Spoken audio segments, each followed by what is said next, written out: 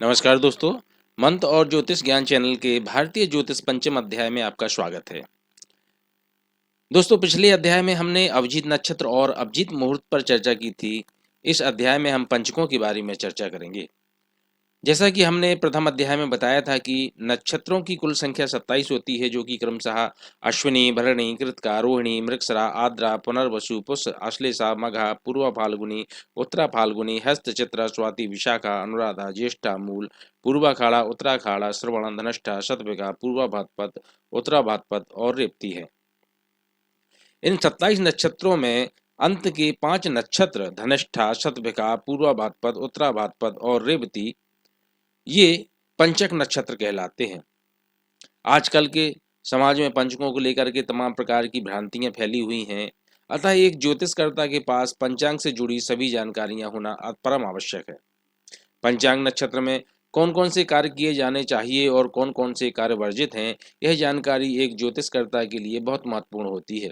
तो चलिए, सबसे पहले हम पंचकों में जो काम वर्जित होते हैं उनकी चर्चा करेंगे। पंचकों में केवल 5 काम वर्जित होते हैं, जैसे गृह निर्माण का आरंभ करना, छत डालना, चारपाई बुनना अथवा बनवाना, कुआं बावड़ी खोदना।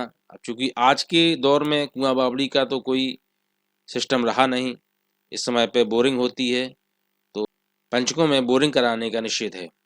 दक्षिण दिशा की यात्रा करना, व्यापार एवं पर्यटन के लिए। अंतिम संस्कार करना, चूंकि अंतिम संस्कार एक ऐसा संस्कार होता है, इसको आप रोक नहीं सकते। तो पंचक में अगर अंतिम संस्कार कर रहे हैं तो उसमें 5 पिंडों को सम्मिलित कर लिया जाता है। इन 5 कार्यों के अतिरिक्त किसी भी कार्य में पंचक का कोई महत्व नहीं होता है।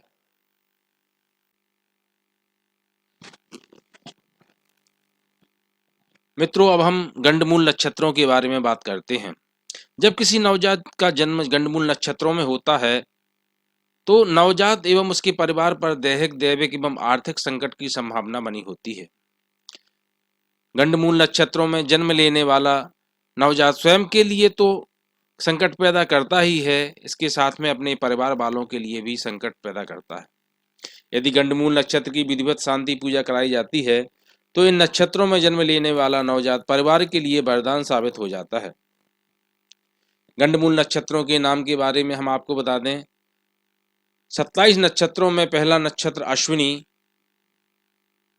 दूसरा आश्लेषा, तीसरा मघा, चौथा ज्येष्ठा, पांचवा मूल और छठवां नक्षत्र रेवती। ये कुल 6 नक्षत्र गंडमूल नक्षत्र कहलाते हैं। दैहिक, दैविक आर्थिक संकट से बचने के लिए नवजात के पिता को एवं बड़े बुजुर्गों को 27 दिन तक बालक का मुंह नहीं देखना चाहिए। गंडमूल की शांति अवश्य कराना चाहिए। शांति के पश्चात ही बालक का मुंह देखना सुखद होता है। इन नक्षत्रों में भी इनके कुल कुछ नक्षत्र ही विशेष कष्टकारी होते हैं। उसको इस सारणी से समझा जा सकता है।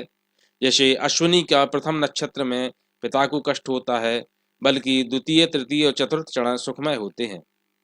अश्लेषा का प्रथम चरण सुखमय होता है, द्वितीय चरण में धन की हानि की संभावना, तृतीय चरण में माता को कष्ट और चतुर्थ चरण में पिता को कष्ट होता है।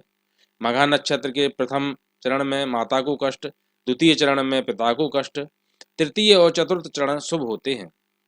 ज्येष्ठा के प्रथम चरण में भाई को, द्वितीय चरण में भी भाई को और तृतीय चरण में माता को और चतुर्थ चरण में स्वयं को कष्ट होता है।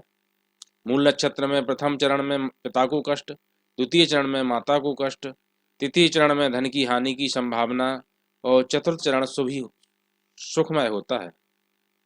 रेवती का प्रथम चरण और द्वितीय चरण लाभ और सुख देने वाला, तृतीय चरण भी लाभदायक होता है, किंतु चतुर्थ चरण कष्टकारी होता है। उपरोक्त सारणी से आप समझ गए होंगे कि इन नक्षत्रों के सभी चरण हानिप्रद नहीं हैं। फिर भी बालक का जन्म गंडमूल नक्षत्र के शुभ चरण में भले ही हुआ हो, किंतु गंडमूल की शांति पूजा अवश्य ही करानी होती है। जिस गंडमूल नक्षत्र में बालक जन्म लेता है, 27 दिन बाद वही नक्षत्र आता है, तब उसी नक्षत्र में गंडमूल की शांति पूजा होती है। इसे 27 पूजा भी कहा जाता है। गंडमूल की शांति पूजा यदि जोशी ब्राह्मण के द्वारा संपन्न हो तो अति उत्तम रहता है।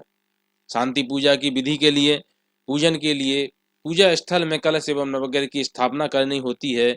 एक सुपारी में कलावा लपेटकर नक्षत्र की प्रतिमा के रूप में स्थापित करते हैं।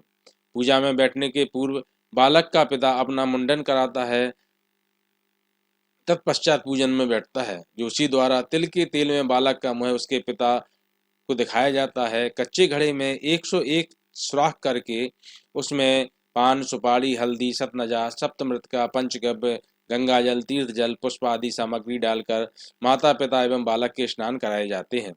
तत्पश्चात यथाशक्ति दान करने का ही विधान होता है। इस पूजा से निवृत्त होने के बाद ब्राह्मण के द्वारा गृह शुद्धि भी कराई जाती है। दोस्तों, इस अध्याय में बस इतना ही। अगले अध्याय में और अधिक जानकारी के साथ फिर प्रस्तुत होंगे। धन्यवाद।